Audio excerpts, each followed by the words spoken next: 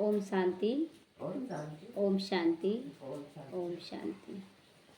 आज बाबा कह रहे मीठे बच्चे, तुम्हारा निजी संस्कार पवित्रता का है। निजी संस्कार है, अपना संस्कार है। क्योंकि देखिए, जो निजी संस्कार होता है ना, वो हमेशा होता है। पानी जैसे पानी का संस्कार है ठंडा रहना, उसका अपना संस्कार है। तो मनुष्य चाहे उसको कितना भी गर्म कर दे, सूर्य की रोशनी उसको गर्म कर दे, लेकिन वो अपने वास्तविक संस्कार में लौट कर आ जाती है। उसी तरह हमारा संस्कार शांत रहना है। तो कितना भी हम गुस्सा कर दे, फिर मन लगेगा नहीं हम अब शांत में रहें। तो हमारा निजी संस्कार है ये। तो तुम रावण के संग में आकर पतित बन गए हो, तुम्हारा ऐसे संस्कार नहीं है। बाबा क्लियर कर रहा है। हम रावण के संग में आए, मतलब कोई क्रोध किया, किसी के अंदर क्रोध प्रवेश है, उसको देखकर हम भी थोड़ा क्रोध करने लगे। हम शांत हो जाए, वो अपने आप शांत हो जाएगा। तो अब फिर पावन बनकर पावन दुनिया का मालिक बनना है, ये नशा रखना है। जैसे घर बनाते हैं, पुराना टूटा फूटा सामान होता है तो लगता है ना, नहीं अब घर में नहीं रखेंगे, पुराना सामान हटा देंगे। भले कम सामान रहे लेकिन सुंदर सामान रहे, है ना। नए घर में नया सामान रहे, सुंदर सामान रहे। उसी तरह हमारा जो संस्कार सुंदर है वही रखें, पुराना बिल्कुल भी नहीं रखें। प्रश्न है, अशांति का कारण और उसका निवारण क्या है? उत्तर, अशांति का कारण अपवित्रता है। क्या है अशांति का कारण? अगर लोभ है आपके अंदर, लोभ पूरा नहीं हुआ तो क्रोध आएगा, और लोभ पूरा हो गया तो अहंकार आएगा। तो अपवित्रता ही अशांति का कारण है। अब भगवान बाप से वादा करो, भगवान बाप से वादा करो, हम पवित्र बनकर पवित्र दुनिया बनाएंगे। बनाएंगे, ये वादा करना है कि हम खुद बनेंगे तब तो बनाएंगे ना। तो अपनी सिविल आइज रखो, अपनी आइज को सिविल रखो, मतलब आंखों से केवल अच्छा अच्छा देखना है। एकदम जब ठान लेंगे ना कि हमको अब केवल प्यार से शांति से बात करना, कोई कुछ भी करे चुप रह जाएंगे तो बहुत अच्छा लगेगा। एक शुरुआत में होता है हठ योगी, तो हठ योगी नहीं, नेचुरल संस्कार बन जाए कि मेरे को नहीं बोलना है, मेरा संस्कार ही चुप रहना या शांति से बात करना है, ये नेचुरल संस्कार हो जाए। हठ योगी नहीं, जबरदस्ती हम रोके हुए नहीं, हमको नहीं बोलना है, तो वो आज न कल बम फट जाएगा। तो बाबा कहता है क्रिमिनल आई नहीं बनोगे तो अशांति दूर हो सकती है। तुम शांति स्थापन करने के निमित्त बने हुए बच्चे कभी अशांति नहीं फैला सकते हैं। अगर मन से भी अशांत है, अकबकार है, कोई भी काम करने में जल्दबाजी करे, ये सब अशांति का प्रतीक है। जल्दबाजी भी नहीं, एकदम शांति से सब कुछ करना है। तुम्हें शांत रहना, हर हाल में माया के गुलाम नहीं बनकर रहना है। माया का गुलाम बनना ये सब है, तुम्हें नहीं बनना है। ओम शांति। बाप बैठ बच्चों को समझाते हैं कि गीता के भगवान ने गीता सुनाई, एक बार सुनाकर तो फिर चले जाएंगे। तो अभी तुम बच्चे गीता के भगवान से वही गीता का ज्ञान सुन रहे हो, जो राजयोग भी सीख रहे हो, और राजयोग भी सीख रहे हो, वही जो दिखाते हैं महाभारत में कि लड़ाई तो लगी हुई है चारों तरफ, लेकिन उसको शांत कर दिया गया। क्यों? अर्जुन को पूरा ज्ञान देने के लिए। तो हम बच्चे भी अभी वही अर्जुन हैं, और अभी गीता एपिसोड चल रहा है। ये लोग तो लिखी हुई गीता को पढ़कर कंठ कर लेते हैं, फिर मनुष्य को सुनाते रहते हैं। वह फिर शरीर छोड़कर जाए, दूसरा जन्म में बच्चा बने, फिर सुना ना सके, फिर उसको पढ़ना पड़ेगा ना, ऐसे ही नहीं सुना लेगा। हाँ, जैसे जैसे वो पढ़ेगा तो इमर्ज हो जाता है। तो अब बाप तुमको गीता सुनाते रहते हैं। जब तक तुम रजाई प्राप्त करो, जब तक तुम रजाई प्राप्त करो तब तक सुनाते रहेंगे। लौकिक टीचर भी पाठ पढ़ाते ही रहते, कब तक? जैसे लौकिक टीचर पढ़ाता तब तक जब तक हम कुछ बन ना जाएं। जब तक पाठ पूरा हो सिखाते रहते हैं। पाठ पूरा हो जाता है, फिर हाथ की कमाई में लग जाती हैं। टीचर से पढ़े, कमाई की, बूढ़े हुए, शरीर छोड़ा, फिर दूसरा शरीर जाकर लेते हैं। वो लोग गीता सुनाते हैं। अब इससे प्राप्त क्या होता है? क्या प्राप्त हुआ? गीता सुनाने से कनरस फल मिल गया, कनरस मिला, बहुत अच्छा भी बोले, लेकिन जीवन तो परिवर्तन नहीं हुआ। आज जितने भी साधु सन्यासी हैं अपना जीवन परिवर्तन नहीं कर रहे हैं, तो वो अपना नहीं करे तो दूसरों का क्या करेंगे? आज देखिए, बोलते हैं ना कि साधु सन्यासियों से हिम्मत नहीं होता था कोई सवाल पूछने का। क्यों? उनसे ज़्यादा सवाल जवाब करने से वो गुस्सा हो जाते थे। लेकिन ब्रह्मा कुमारियों के पास क्या बोला जाता है कि आप जितना भी पूछ सकते हैं, आप सवाल पूछेंगे तब तो जवाब मिलेगा ना। तो यह तो कोई को पता ही नहीं कि गीता सुनाकर फिर दूसरे जन्म में बच्चा बना तो सुना ना सके। जब बड़े हों, बुजुर्ग बने, गीता पाठी हों, तब फिर सुना भी। यहाँ बाप तो एक ही बार शांति धाम में से आकर पढ़ाते हैं, फिर चले जाते हैं। बाप कहते तुमको राजयोग सिखाकर अपने घर चले जाता हूँ। बाबा चला जाता है, एक बार पढ़ाकर चला जाता है और उसका प्रारब्ध पूरा चारों युग तक चलेगा, चारों युग चलेगा। जैसे कि ज्ञान तो ले लिए तो सत्युग त्रेता तो चलो जो बाबा दे रहा, लेकिन क्या द्वापर कलयुग में हमारा कला नहीं है? क्यों बोलता है बाबा 8 कला होगा? तो वहाँ आकर प्रारब्ध अपनी भोगते हैं, अपनी कमाई करते हैं, नंबरवार पुरुषार्थ अनुसार धारणा कर फिर चले जाते हैं। नंबरवार पुरुषार्थ अनुसार धारणा करते हैं, मतलब जिसको जितना समझ में आ रहा है उतना कर रहा है। देखिए दोष किसी का नहीं है, दोष किसी का नहीं है। करना अंदर से सब चाहता है, कर नहीं पाता है। कर नहीं पाता है तो बोलते हैं ये कमी है, वो कमी है। कमी नहीं है, हर एक इंसान, कौन नहीं चाहेगा? अच्छा, एक सुंदर घर कौन नहीं चाहेगा? सुंदर घर सब कोई चाहता है।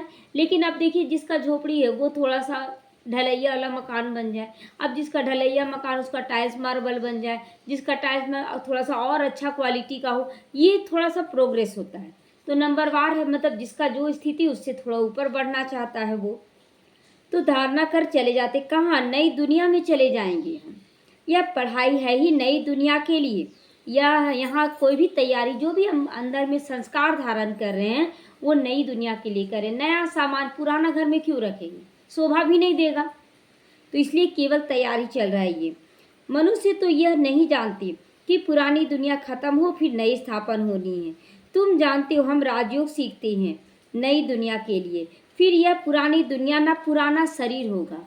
तो पुराना शरीर, पुराने लोगों से लगाव होगा? बोलते हम लोगों को लगाव नहीं है, नहीं है, लेकिन रहता है। जब वो दूर जाता है ना, अंश मात्र भी उठता है कि अब कभी नहीं मिलेंगे, अब इस शरीर द्वारा कभी नहीं मिलेंगे। आत्मा से तो मिलेंगे, शरीर द्वारा नहीं मिलेंगे। लगाव हो जाता है और इस लगाव को ही बाबा रोज प्रैक्टिस करने बोलता है कि बच्चे लगाव हटाओ। तो इतना कष्ट नहीं हो, जैसे छोड़ेंगे भी ना तो तुरंत अपने आप को संभाल लेंगे। आत्मा तो अविनाशी है। आत्माएं पवित्र बनकर फिर पवित्र दुनिया में आती है। नई दुनिया थी जिसमें देवी देवताओं का राज्य था, जिसको स्वर्ग कहा जाता। वह नई दुनिया बनाने वाला भगवान ही है। वह एक धर्म की स्थापना कराते हैं, कोई देवता द्वारा नहीं कराते हैं। ये स्थापना कोई देवता नहीं कराएंगे। देवता कराएंगे, देवता करेंगे यहाँ आकर? क्यों आएंगे? उनको क्या शौक लगा है कि हम गंदी दुनिया में जाएं? कोई जाएगा? नहीं, वो तो स्वर्ग में रहने वाले हैं। तो देवता यहाँ है ही नहीं जो करेंगे। तो जरूर कोई मनुष्य द्वारा ही ज्ञान देंगे जो फिर देवता बनेंगे। मनुष्य द्वारा ही ज्ञान देंगे, फिर वही देवताएं पुनर्जन्म लेते लेते अभी ब्राह्मण बने हैं। यह राज अभी तुम बच्चे जानते हो। भगवान तो निराकार है, जो नई दुनिया रचते हैं। जो हम देवी देवता थे वही जन्म मरण में आते आते फिर से भगवान को पहचानते हैं और फिर ब्राह्मण बन जाते हैं और फिर संस्कार धारण करेंगे तो नई दुनिया में चले जाएंगे। कितना सुंदर हमारा खेल है। अपना खेल तो बड़ा मजा का है कि हर जन्म श्रेष्ठ से श्रेष्ठ पाठ है। तो अभी तो रावण राजे तुम पूछते हो कलयुगी पतित हो या सतयुगी पावन हो? क्या है? अभी पूछेंगे किसी से कि तुम सतयुगी पावन हो या कलयुगी पतित हो? अभी नहीं है, सबसे पूछ रहे ना, तो सभी क्या बोलेंगे? कलयुगी पतित हैं। परंतु समझते नहीं।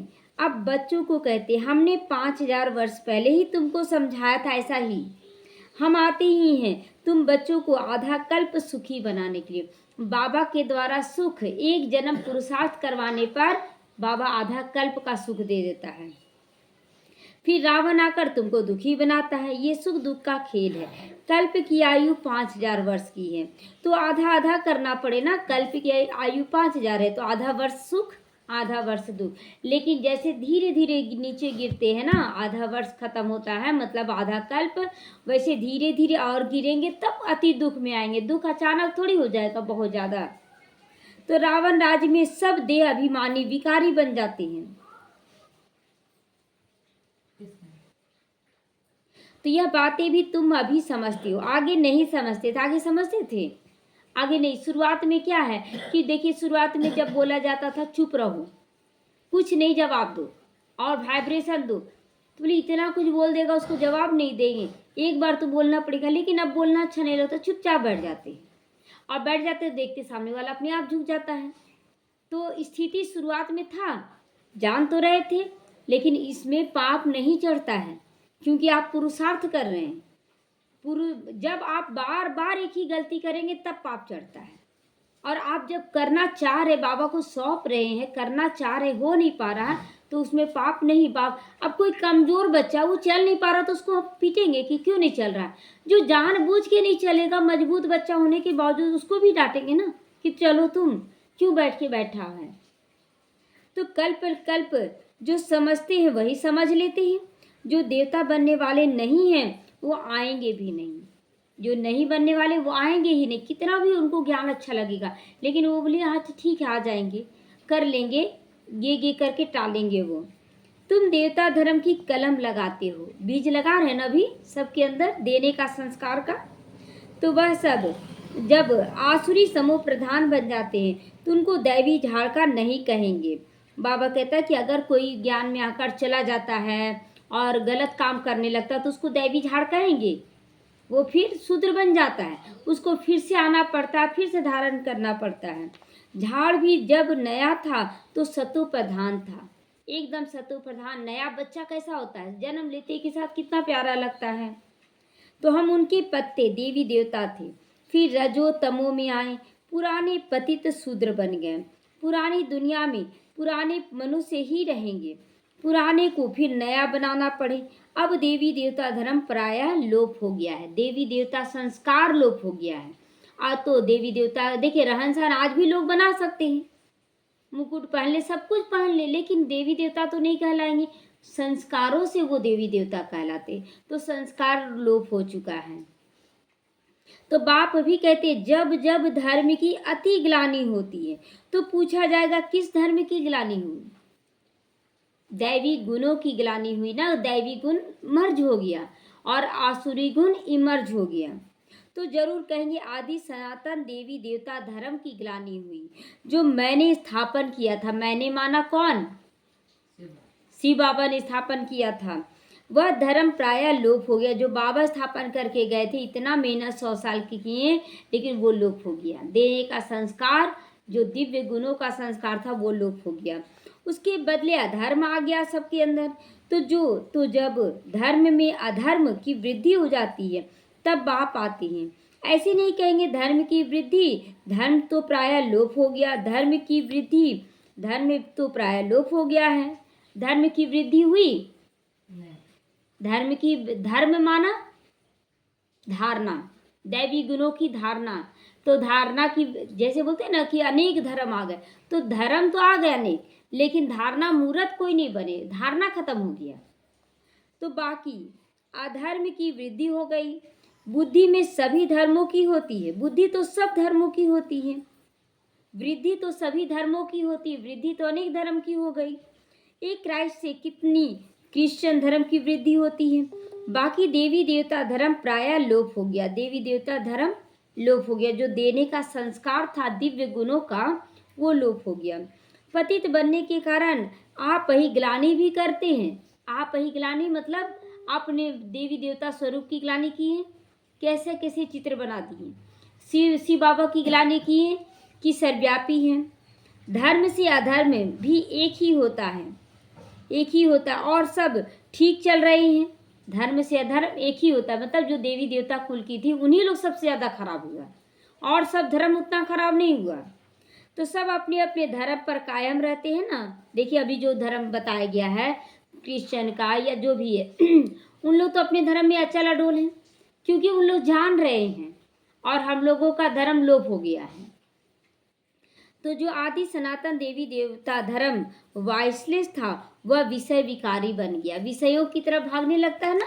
जब भी थोड़ा सुख आता है तो लोग भागना शुरू कर देते हैं, ये करे वो करे, और जब तक दुखी है तब एक बाबा, दूसरा कुछ नहीं चाहिए बाबा, पूरा वैराग्य, और सुख में थोड़ा भागने लगता है मन।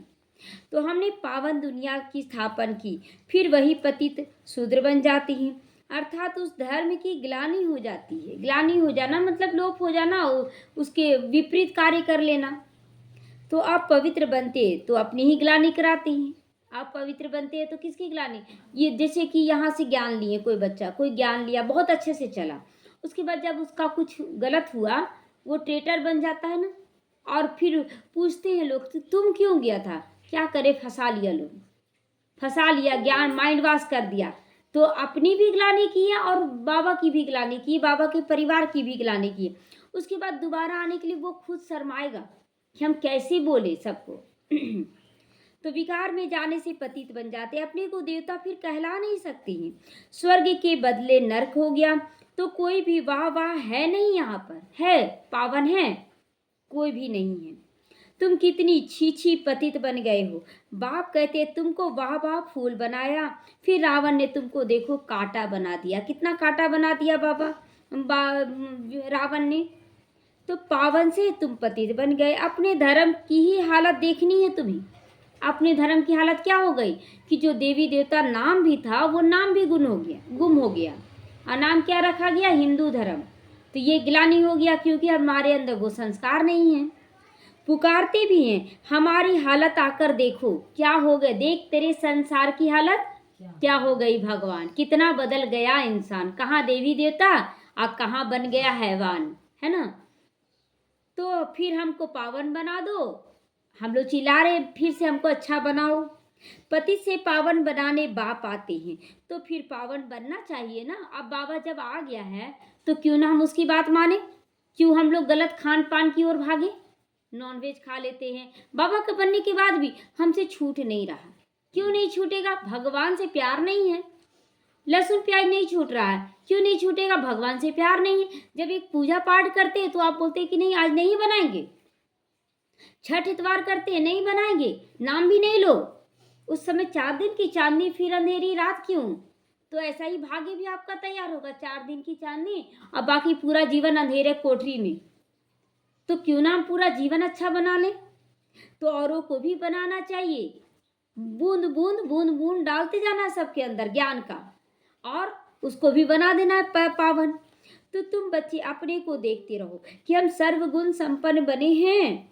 अपने आप को चेक करना। देखिए शुरुआत में थोड़ा सा तो देखिए परिवर्तन किसी को भी उथल पुथल मचाएगा। जैसे शुरुआत में धारणा की, सब जहाँ भी जाते थे परिवार वालों में सब जगह एक ही बात कि देखिए भगवान से हम बहुत प्यार से, कि भगवान से प्यार करते, जब आप छठ इतवार करते आप करते हैं ना, तो हम लोग अगर हमेशा के लिए कर लिए तो क्या बुराई है इसमें? क्या बुराई है? हमारा मन मान रहा तो हम तो किसी और को मना नहीं कर रहे। इस तरह से बोलते गए पूरे परिवार में। आज कहीं भी जाते हैं तो एकदम निडर होकर जाते हैं ना। कोई ये नहीं कि हाँ तुम क्या खाओगी, बोलते हैं क्या खाइएगा, आप पूछते हैं सब कोई कि क्या खाइएगा। अरे कुछ नहीं, मेरा पेट बाबा भर देता है, थोड़ा सा कुछ फ्रूट खा लिए, थोड़ा ये खा लिए, हो गया काम खत्म। इतना थोड़ी बड़ा पेट है कि बहुत सारा खाना चाहिए। लोग ताज्जुब भी अब करते हैं। तो इसलिए शुरुआत में लगता है कि लोग क्या कहेंगे, लोग क्या कहेंगे। लोग कुछ नहीं कहेंगे, आपका मन नहीं मानता है। हाँ, या अपना अगर अपना पेट भरा रहे ना, तो अगर आपका पेट में गैस भर जाता है, कभी बोलते हैं ना गैस हो गया, आप पेट में लग रहा पूरा भरा हुआ, नहीं खाने का मन कर रहा है, तो आप उस समय खाएंगे? कोई कितना भी 56 भोग ला के दे दे, नहीं खाएंगे ना, क्योंकि आपका पेट भरा हुआ। उसी तरह बाबा हमारा पेट भर देता है। थोड़ा सा कुछ खा लिया, अब सामने वाले को लग रहा है कि कुछ नहीं खा रही है, बुरा लग रहा है, हम लोग इतना खा रहे हैं, ये लोग कुछ नहीं। लेकिन वास्तव में बाबा इतना अच्छा से पेट भर देता है सूक्ष्म तन में खिलाकर कि कोई चीज में आसक्ति जाता है। फल खाओ तुम लोग, लेकिन आसक्ति नहीं जाता है। तो बाबा बोलता है चेक करो, सर्वगुण संपन्न बने हैं इस तरह से। हमारे चलन देवताओं मिसल है, देवताओं मिसल है। एकदम हर वक्त कहीं भी रहें, हमारा चलन व्यवहार सब कुछ सुंदर होना चाहिए। देवताओं के राज्य में तो विश्व में शांति थी, अब तुमको सिखलाने आया हूँ विश्व में शांति कैसे स्थापन हो। बता रहा बाबा कैसे शांति स्थापन हो। बोलते हैं जैसा अन्न वैसा मन। तो अगर अन्न खाएंगे शुद्ध और सात्विक अन्न खाएंगे तो मन शांत रहेगा। जब मन शांत रहेगा तो हमारी कर्मेंद्रियां चंचल नहीं होंगी, और जब हम पूरी तरह से पावन बन जाएंगे तो दूसरों को भी बनाएंगे ना। तो तुमको भी शांति में रहना पड़े। शांत होने की युक्ति बताता हूँ, मेरे को याद करो, तुम शांत हो, शांति धाम में चले जाओगे। क्या याद करना बाबा, आप तो शांति के सागर हो और मेरा घर शांति धाम है, मैं भी शांत स्वरूप हूँ। जहाँ इतना 3 बात एक साथ बोल दिए, आपका कितना भी क्रोध रहेगा वो शांत हो जाएगा, कितना भी भारी क्रोध रहेगा। केवल ये बोल दें कि बाबा आप तो मेरे पिता हो, आप शांति के सागर हो, मैं आपकी संतान शांत स्वरूप हूँ, मैं शांति देश की रहने वाली हूँ। ये 3 मैजिक वर्ड है। आप अगर बोलेंगे ना, कभी भी कितना भी गुस्सा, आप शांत हो जाएंगे। आप करके देखिए।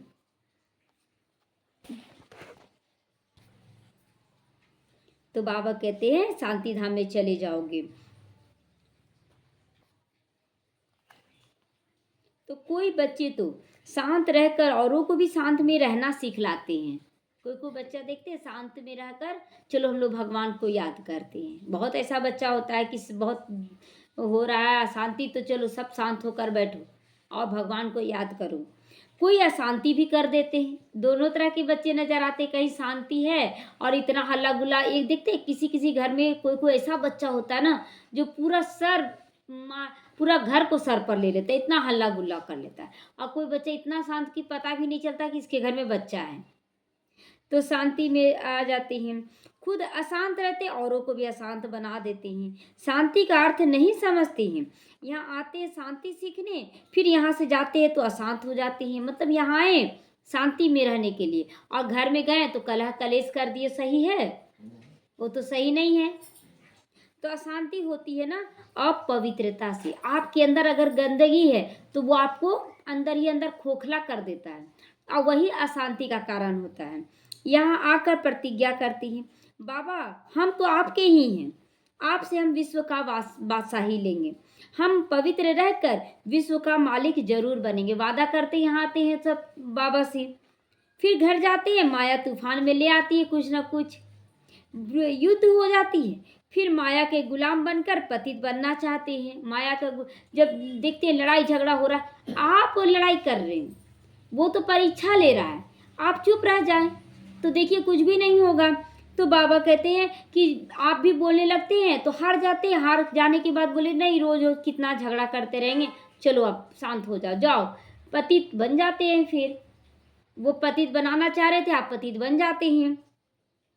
अबलाओं पर अत्याचार वही करते हैं जो प्रतिज्ञा भी करते हैं, हम पवित्र रहेंगे। फिर माया का वार होने से प्रतिज्ञा भूल जाते हैं प्रतिज्ञा। मेरी पत्नी, बाबा का बच्चा बन गया और उसके बाद क्या बोलते, मेरी पत्नी ऐसा कैसे कर सकती है। तो आप आत्मा का ज्ञान कहाँ गया आपका? आत्मा का ज्ञान, वो भी स्वतंत्र, हम भी स्वतंत्र, हम भी उसको प्रेम दे, वो दे या ना दे, पहले मेरा कर्तव्य देना। लेकिन यहाँ तो वो ऐसा है वैसा है, कितना तरह का बात, ऐसे घर से आया है वैसे घर से आई है, कितना तरह का बात। तो यहाँ बैठा हुआ गंदगी तब तो वो निकल रहा है ना।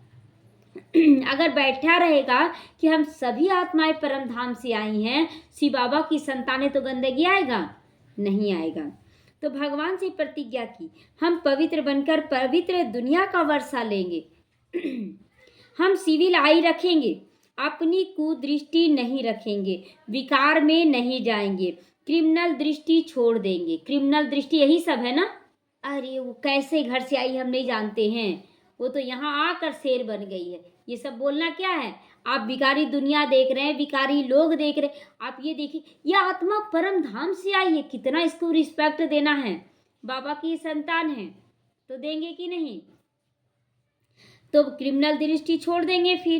फिर भी माया रावण से हार खा ही लेते हैं। जो निर्विकारी बनना चाहते हैं उनको तंग करते हैं। इसीलिए कहा जाता है अबलाओं पर अत्याचार होते हैं, अबलाओं पर अत्याचार होते। लेकिन ये भी मतलब होता है अत्याचार, लेकिन क्या है ना कि अगर अंदर से हम सोच ले कि हम सही हैं, बोलते ना अबलाओं पे अत्याचार होता है, तो हम तो अपने लाइफ में देखते हैं कि कोई अत्याचार नहीं होता है। गलती हमारा ही रहता था।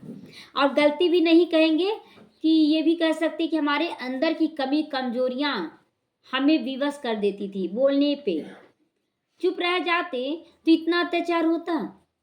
अगर पावरफुल योग रखते तो इतना होता? योग नहीं रहता है, शुरुआत में विश्वास नहीं रहता है, डर रहता है कि क्या होगा। बहुत कुछ कमी कमजोरियां हैं जो धीरे धीरे निकलता है। इसलिए कोई अत्याचार नहीं है, कुछ भी नहीं है। और जो आत्मा कर रही है वो तो हमें वैराग्य दिलाती है, वो बोलती है कि हमसे निकलो तुम, हम लोग फंसे रहते हैं, हम लोग फंसे रहते हैं। अब देखना तो पड़ेगा ना, करना तो पड़ेगा। बाबा क्या झूठ बोल रहा है? बाबा नहीं देख रहा है अपने परिवार को? तो पुरुष तो बलवान होते हैं, स्त्री निर्बल होती है। स्त्री को सहना ज़्यादा पड़ता है, पुरुष को कम। लेकिन पुरुष भी अपनी स्त्री को ला सकते हैं, ज्ञान में ला सकते हैं। क्योंकि वो एक भाई अपना कहानी बताते हैं कि वो भाई बोले हम पवित्र भोजन करेंगे, पत्नी बोली नहीं करने देंगे। तो वो क्या किए भाई कि हम बोले हम अपना खाना बना लेंगे, तुम छोड़ दो, तुम अपना बनाओ। अब 1 दिन बनाए, 2 दिन, दृढ़ निश्चय कि हम बनाएंगे तो बनाएंगे। अब 5 दिन तक वो अपना खाना बनाते रहे और बाबा से योग लगाते रहे। 5 बजे ठीक है, आप जो खाना खाइएगा वही बनाएंगे। आ गई लाइन में, लेकिन दृढ़। तो आज लेकिन बस वहीं तक सीमित रह गए वो भाई हाँ, आगे नहीं कर पाए। तो बोले कि आप जब दृढ़ प्रतिज्ञा किए तो जीते ना, तो फिर आज क्यों नहीं दृढ़ प्रतिज्ञा? तो लड़ाई आदि में भी पुरुष जाती है ना, बलवान है पुरुष, कर सकते हैं ये सब। स्त्री नाजुक होती है इसलिए बंधन में आ जाती है। उनके ऊपर का और उनका स्थिति और पुरुष की स्थिति में अंतर है। पुरुष कर सकते हैं, स्त्री को ला सकते हैं, लेकिन कमजोर हैं। तो उनका कर्तव्य ही अलग है। वो घर संभालती है, बच्चे पैदा करके उनकी पालना करती है, डिपेंड रहती है। यह बाप समझाते वहाँ होता ही है एक ही बच्चा, सो भी विकार का नामो निशान नहीं। यहाँ तो सन्यासी भी कभी कभी कह देते कि एक बच्चा जरूर होना चाहिए। क्रिमिनल आइज वाले ठग शिक्षा देते हैं, ठग शिक्षा देते हैं। इसलिए सन्यासियों के बात पे नहीं रहना। और उस समय जब बाबा था ना, उस समय सती प्रथा थी, उस समय विधवा प्रथा थी, विधवा बाल विवाह था। तो उस समय के लिए बाबा बोलता है कि जब पत्नी बनती है तो वो केवल घर गृहस्थ तक सीमित रहती है। आज वो स्थिति नहीं है। आज तो स्त्रियां कहाँ जा रही है? फौज में भी भर्ती हो रही है, सब कुछ सब जगह जा रही हैं। तो अब बाप कहते हैं इस समय के बच्चे क्या काम के होंगे? अभी जो भिखारी बच्चे आ रहे हैं वो किस काम के होंगे? आज देखते हैं कि पेड़ पे चढ़ जाता था पहले का बच्चा और नीचे गिरता था, कुछ नहीं होता था। आज थोड़ा सा गिरा, पैर फ्रैक्चर हो गया, थोड़ा सा कुछ हुआ। क्यों? कमजोर हो चुका है, आत्मा बिल्कुल कमजोर हो गई है। तो जबकि विनाश सामने खड़ा है, सब खत्म हो जाएगा, सब खत्म हो जाएगा। तो विनाश सामने खड़ा है। एक ये कौन सा सन्यासी थे, एक नाम याद नहीं है, परमहंस का, योगीनंद परमहंस थे। वो बोले कि हम योगानंद ना, तो वो बार बार बीमार पड़ जाते थे और गए अपने गुरु के पास। तो गुरु बोले कि हम अपनी कहानी सुनाते हैं। वो भी बहुत बीमार पड़ते थे, उनके गुरु भी। और वो अपने गुरु के पास गए और गुरु से बोले कि गुरु जी हम बहुत कमज़ोर हैं, हम बहुत कमज़ोर हैं। तो बोले कि लेकिन हम तो देख रहे हैं कि तुम्हारा कुछ भी नहीं हुआ, तुम्हारा तबीयत बिल्कुल ठीक है। सो कल तक हमको लगता तुम बिल्कुल ठीक हो जाओगे, एकदम ठीक होना ही है तुम्हारा। गुरु का वाणी मतलब वरदानी वाणी।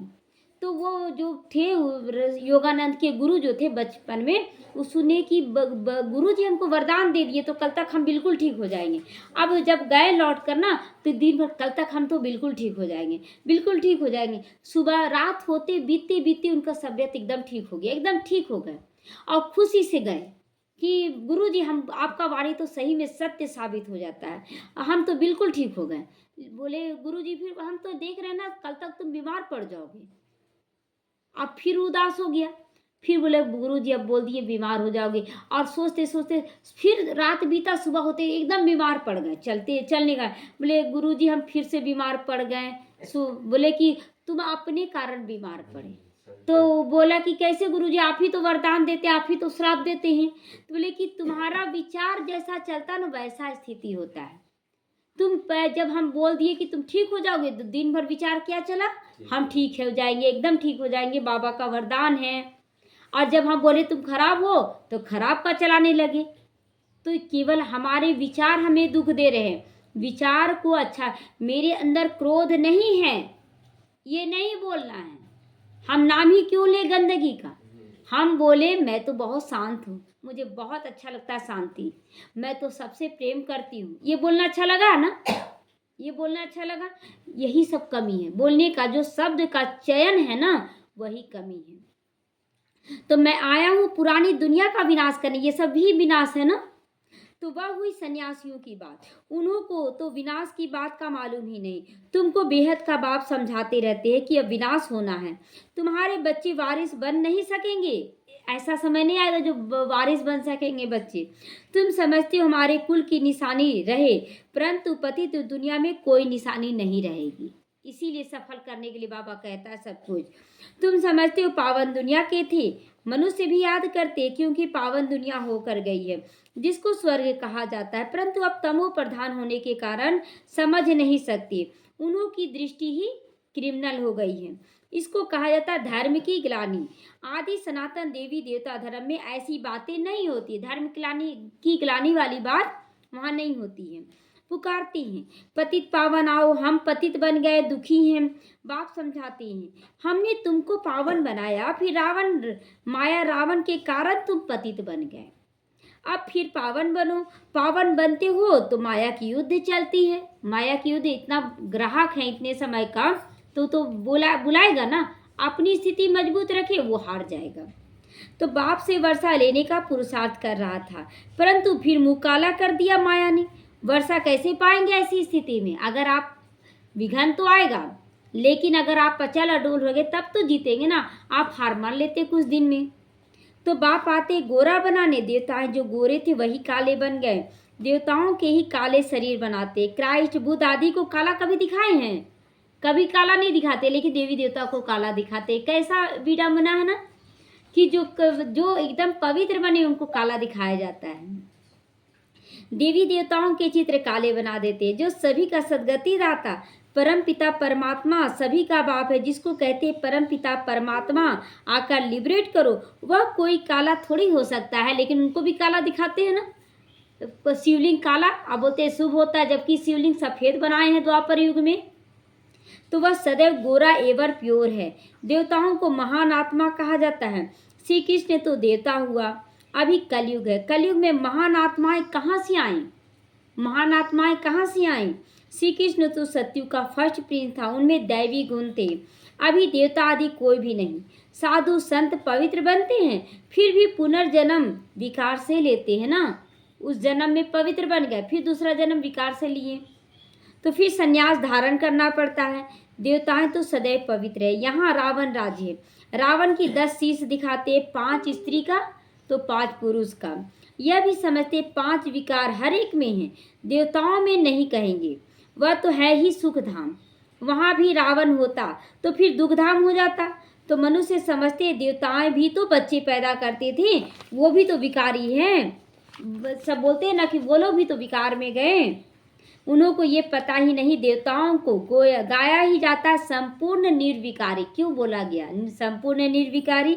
राम कृष्ण का जन्म विकार से तो नहीं हुआ है, योग बल से हुआ है, तब तो उन्हों की पूजा की जाती है। सन्यासियों का भी मिशन है, सिर्फ पुरुषों को सन्यास कराकर मिशन बढ़ाते रहते हैं सन्यासी लोग। बाप फिर प्रवृत्ति मार्ग की नई मिशन बनाते हैं, जोड़ी को ही पवित्र बनाते हैं। भगवान आते हैं तो पूरी जोड़ी को पवित्र बनाते हैं। फिर तुम जाकर देवता बनोगे। तुम यहाँ सन्यासी बनने के लिए नहीं आए हो, तुम आए हो विश्व का मालिक बनने, इसलिए घर गृहस्थ में रहकर सब कुछ करना है। वह तो फिर गृहस्थ में जन्म लेते हैं, फिर निकल जाते हैं। तुम्हारे संस्कार हैं पवित्रता के, तो हमें भागने की जरूरत नहीं कहीं भी। अब आप पवित्र बने हो तो पवित्र बनना पड़े फिर। तो बाप पवित्र गृहस्थ आश्रम बनाते हैं। पावन दुनिया को सत्युग, पतित दुनिया को कलयुग कहा जाता है। यहाँ कितनी पाप आत्माएं हैं? कितनी हैं? यहाँ तो सभी पाप आत्माएं हैं, गिनती थोड़ी हैं। सत्युग में यह बातें होती नहीं, पतित और पावन की बात, वहाँ तो सभी पावन हैं। बाप कहते हैं देखिए पतित और पावन की चर्चा यहाँ होती है क्योंकि भगवान आते हैं पतित दुनिया में, और पावन दुनिया में पतित का चर्चा नहीं होता क्योंकि वह पावन है सभी। तो जब जब भारत में धर्म की ग्लानि होती है, अर्थात देवी देवता धर्म वाले पतित बन जाते हैं, तो अपनी ग्लानि कराते हैं। बाप कहते हमने तुमको पावन बनाया, तुम पतित बन गए, कोई काम के नहीं रहे। बाबा का बनने के बाद अगर गलत कर लेते हैं तो कोई काम के नहीं रहे। जब ऐसे पतित बन जाते हैं तो फिर पावन बनाने हमको आना पड़ता है। यह ड्रामा का चक्र जो फिरता रहता है। हेवन में जाने के लिए फिर दैवी गुण भी तो चाहिए, आपके अंदर देने का संस्कार भी तो चाहिए, दिव्य गुणों का संस्कार चाहिए। लेने की इच्छा नहीं। एक बहन बोली कि कितना भी करते हैं अच्छे से अच्छा, लेकिन कोई परिवार वाला मतलब मानता नहीं हमको। तो बोले कि आप परिवार आपको बोला कि आप अच्छा करो मेरे साथ, आप किस लालच में कर रहे हैं? लालच क्या है? हम देवी देवता बने, हम जमा करें, तभी तो आप कर रहे हैं ना। तो फिर परिवार वालों का क्या दोष? वो लोग तो अपना स्थिति दिखाएंगे ना। वो बोलेंगे छोड़ दो, कौन बोला अच्छा करने के लिए मत करो, तो आप छोड़ सकेंगे? आप नहीं छोड़ सकेंगे। क्यों? लालच है कि हम देवी देवता बने। तो आप अपनी मर्जी से कर रहे हैं, परिवार वाला आपके साथ अच्छा करे बुरा करे स्वीकार करेंगे। तो क्रोध नहीं आना चाहिए हम लोगों को, क्रोध नहीं आना चाहिए। क्रोध है ही जैसे असुर कहलाएंगे आप। तो बड़ी शांत चित्त अवस्था चाहिए। क्रोध करते हैं, कहेंगे इसमें क्रोध का भूत है। जिसमें कोई भी भूत है वह देवता बन ना सकेगा। देवता नहीं बनेगा, क्या बन जाएगा? असुर तो यहाँ बनेगा, लेकिन वो क्षत्रिय में फिर जाएगा सजा खाकर। तो नर से नारायण बन ना सके, देवता तो है ही संपूर्ण निर्विकारी। यथा राजा रानी तथा प्रजा निर्विकारी, भगवान बाप ही आकर संपूर्ण निर्विकारी बनाते हैं। अच्छा, मीठे मीठे सीखी लदे बच्चों प्रति माता पिता बाप दादा को याद प्यार और गुड मॉर्निंग। रूहानी बाप की रूहानी बच्चों को नमस्ते। हम रूहानी बच्चों की रूहानी माता पिता बाप दादा को प्यार गुड मॉर्निंग और नमस्ते नमस्ते। शुक्रिया बाबा, शुक्रिया। धारणा के लिए आज मुख्य सारे बाप से पवित्रता की प्रतिज्ञा की है, तो अपने को माया के वार से बचाते रहो। चुप रहना है, शांति से बात करना है। तो बाबा कहता है बचाते रहना अपने आप को, कभी भी माया का गुलाम नहीं बनो, माया का गुलाम नहीं बनो। देखिए, धारणा अपनी है मेरी, हम आपको जबरदस्ती नहीं करें, आप खाओ। तो हमें क्या खाना है फिर? देखिए, पुरुष लोगों का होता है ना कि हम क्या खाएंगे, फिर घर में तो वही बनेगा। आपके अंदर अगर धारणा करने का है स्थिति, तो चावल दाल और रोटी ये खा सकते हैं। अगर बाय चांस अगर कोई स्त्री डाल दे चावल दाल में या किसी चीज में, वो पाप उसका लगेगा। लेकिन आप तो अपना स्थिति दिखा रहे ना बाबा को कि हमको कुछ नहीं खाना है, चावल दाल रोटी खा लिए, कुछ सीसा सत्तू का कुछ भी बना लिए, चटनी बना ली, खा सकते हैं। अपना स्थिति मजबूत रखना है, अपने आप लोग ढलेगा। तो इस प्रतिज्ञा को क्या करना है? भूलना नहीं है। बाबा से प्रतिज्ञा करना, हमको पवित्र भोजन सात्विक भोजन खाना है, क्योंकि अब पावन दुनिया में चलना है। देवताएं बनने के लिए अवस्था को बहुत बहुत शांतचित्त बनाना, लड़ाई झगड़ा नहीं करना, शांति से काम करना। कोई भी भूत प्रवेश होने अपने अंदर नहीं देना है। दैवी गुण ही धारण करना, मतलब आप कोई दे या ना दे, मेरा कर्तव्य हमको पूरा करना है। सबको करते चले जाए आप पूरा, वो दे या ना दे। वरदान है फरिश्ते स्वरूप की स्मृति द्वारा बाप की छत्र छाया का अनुभव करने वाले विघ्न जीत बनो, विघ्नों को जीतो। अमृत बेला उठते ही स्मृति मिलाओ, मैं कौन? फरिश्ता हूँ। ब्रह्मा बाप की यही दिल पसंद गिफ्ट दो, तो रोज अमृत बेला बाप दादा आपको अपनी बाहों में समा लेंगे। अनुभव करेंगे कि बाबा की बाहों में अतीन्द्रिय सुख के झूले में झूल रहे। होता है कि नहीं? बाबा की बाहों में बाबा का चित्र देखिएगा ना तो लगे समा जाए। क्या कौन सा आकर्षण खींचता है? वो शिव बाबा का आकर्षण खींचता है, ब्रह्मा बाबा की पवित्रता का आकर्षण खींचता है।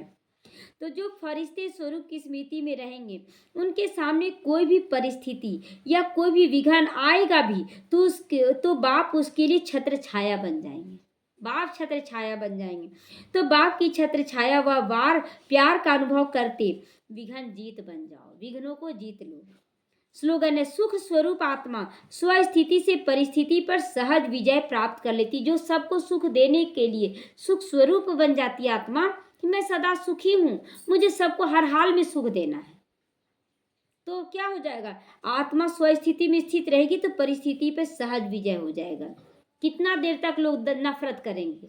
नफरत हमेशा नहीं चल सकता है, प्यार हमेशा चल सकता है। ओम शांति।